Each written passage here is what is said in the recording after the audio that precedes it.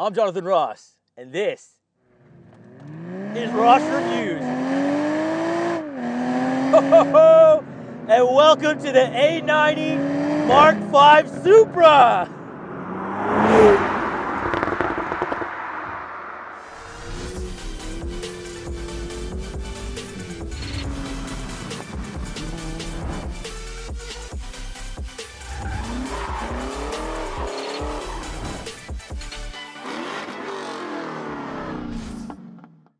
So, the German Supra.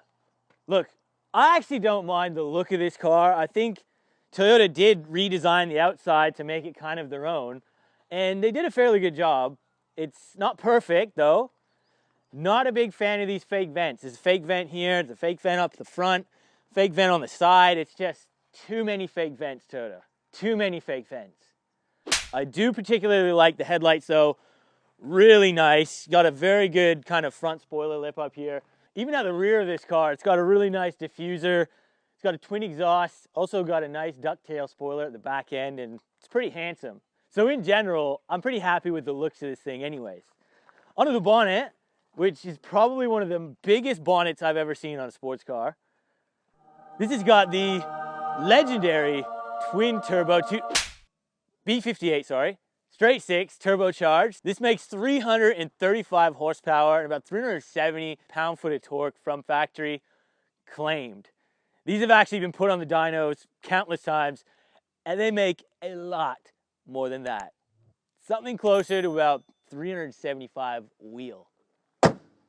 Now, on the inside of the BMW Supra, it's a BMW. And look, if you look inside this car, there is no Toyota in this thing. Look, Toyota had changed the steering wheel slightly and the gauge cluster, and that is it. So when you're inside this thing, it's a BMW Z4.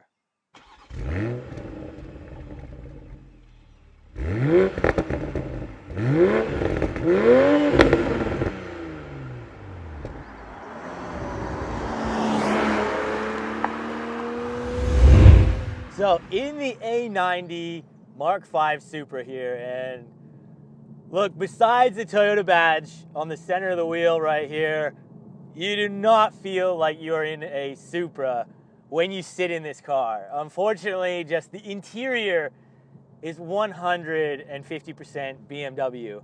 And that kind of does disappoint me a little bit. Not to say that BMW do a bad interior.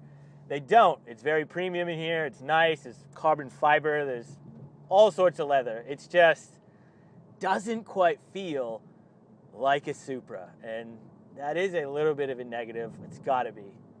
The thing about this car is it's actually a really impressive car just on its own merit, because the straight six turbo engine, the B58, it is magnificent. It's fast, it's responsive.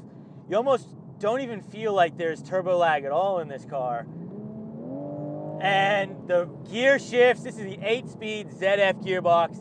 It's an automatic, there is no manual. That's unfortunate, but it does the job really well. And the paddle shifters you got, they feel quite decent. And even the exhaust, although it's not much to hear on acceleration, you can get this thing to kind of bark and chirp at you, which is quite nice.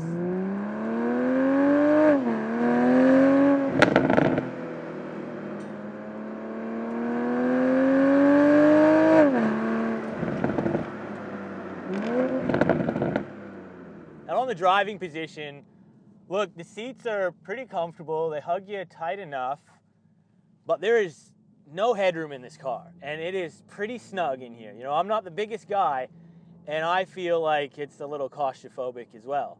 So if you're a big person, you're gonna really struggle getting in one of these, and headroom is a big issue. I really personally feel like this should have been a targa top. I really think that would have given this car an element just to open it up a bit and feel less tight in here.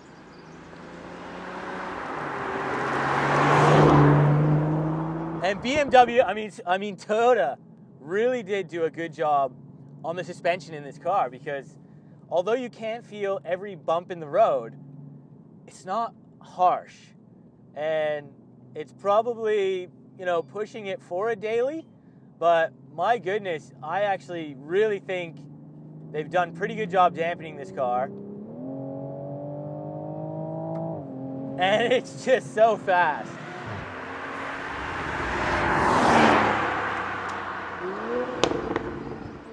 Now this Supra we're driving today is a GT model.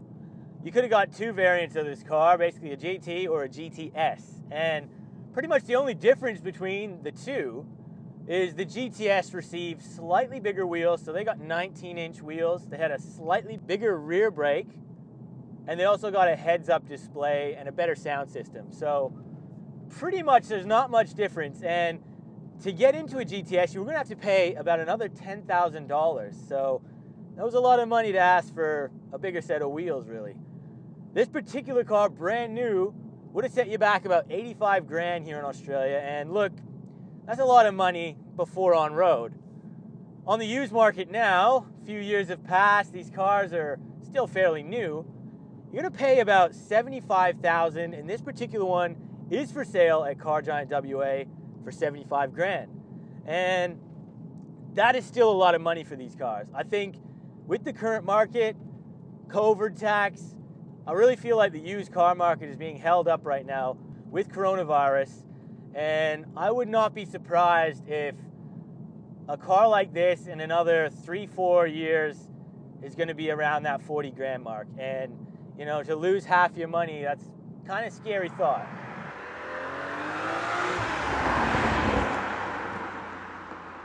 That's kind of the only gripe with Toyota doing these partnership cars, because you've got the Toyota 86, and although that's a lot of fun as well, at the core heart of it, it's a Subaru, and it's got a Subaru engine, and they make a BRZ Subaru. It's the same car. That's the exact same thing with this particular one. You know, we've got the Toyota Supra, but at the heart of it, it's a BMW. It's got a BMW engine, and BMW sells a Z4. It's just really a shame. I recently reviewed the GR Yaris, and that was solely Toyota built and designed and made, and you could really tell that was a Toyota. You know, that was just spot on how you want to see a Gazoo racing car. And it just feels a little bit sacrilege having that GR badge on this Toyota Supra.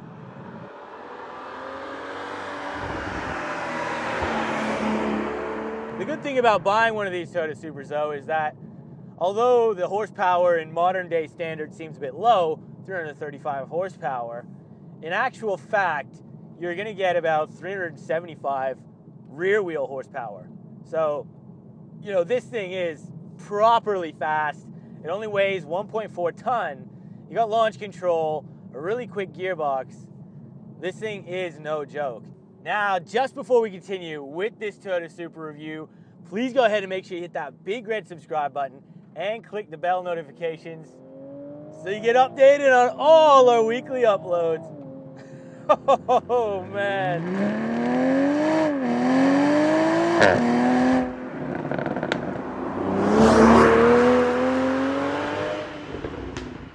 Those little pops and bangs.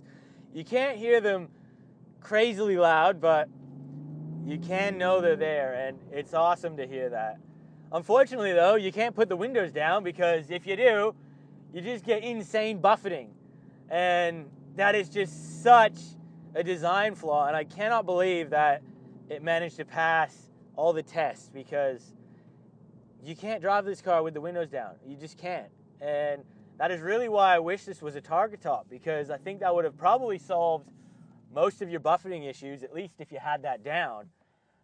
So now, some annoying issues with this thing being really a BMW is, for example, if you've got to change your battery or it dies, you've actually got to take this back to the dealership, and they need to reprogram it so that you've got some warning lights that will not stay on the dash, basically. And, you know, how annoying is that?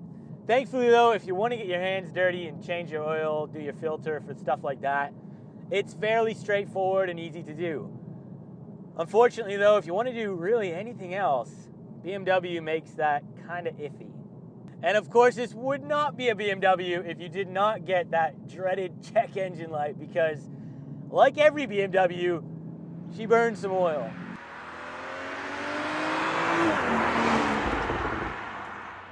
Another Supra owner. What are the chances? And I gotta say, look at that car rolling down the road. It looks pretty sexual, I'm not gonna lie. That rear end, it's a hot looking car. It really is. Now just quickly, a huge shout out to this week's Patreon supporters. If you guys want to join the Patreon, get early access to content, videos, merch, there is a link in the description, so check it out. All right, now 0 to 100, guys. This is claimed at about 4.3 seconds. It's fast. Now to operate launch control, you got to turn basically all the safety issues off. And turn traction control off. And that is how it's supposed to be. Essentially, max foot on the brake pedal, max foot on the accelerator, and we should get a launch control activated.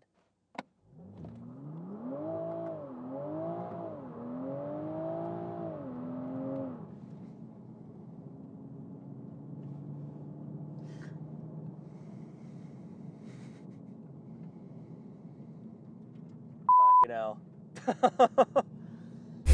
I don't know what's going on with this launch control. I haven't been able to get it to work all day, but if we just leave it in sport mode, I'll just punch it. So here we go. 3, 2, 1.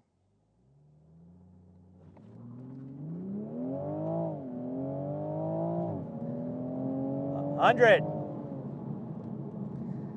And look, that's without launch control because God knows how that thing works, but it's fast. It really is fast. And as you can see, when I tried to use launch control, you know, if you turn all the safety off, this thing just smokes it up, honestly. And, you know, you really got to be careful because it is so easy to do. I kind of got to appreciate that you can do that quite easily, but at the same time, you know, you just got to be careful in this particular car. And just digging it again.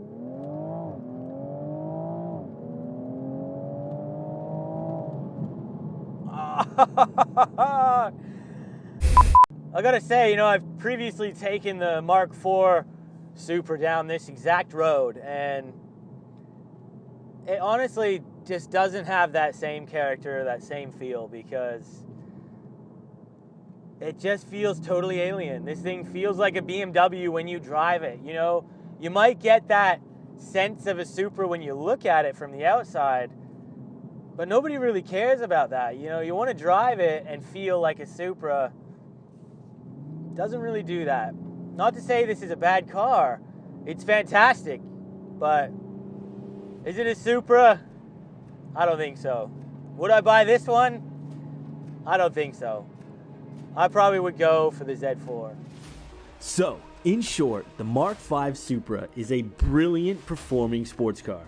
It looks the part, it handles, and it is scary quick for a factory car. But overall, this Supra, if that's what we call it, just feels, well, unnatural. You feel like this car's personality never really knows what it wants to be. Luxurious, retro, comfy, or extreme. I really left driving this car quite confused. Is this the Supra we were all hoping for? No. But I've got 375 rear wheel reasons why I'm still so happy it's here. Thanks for watching.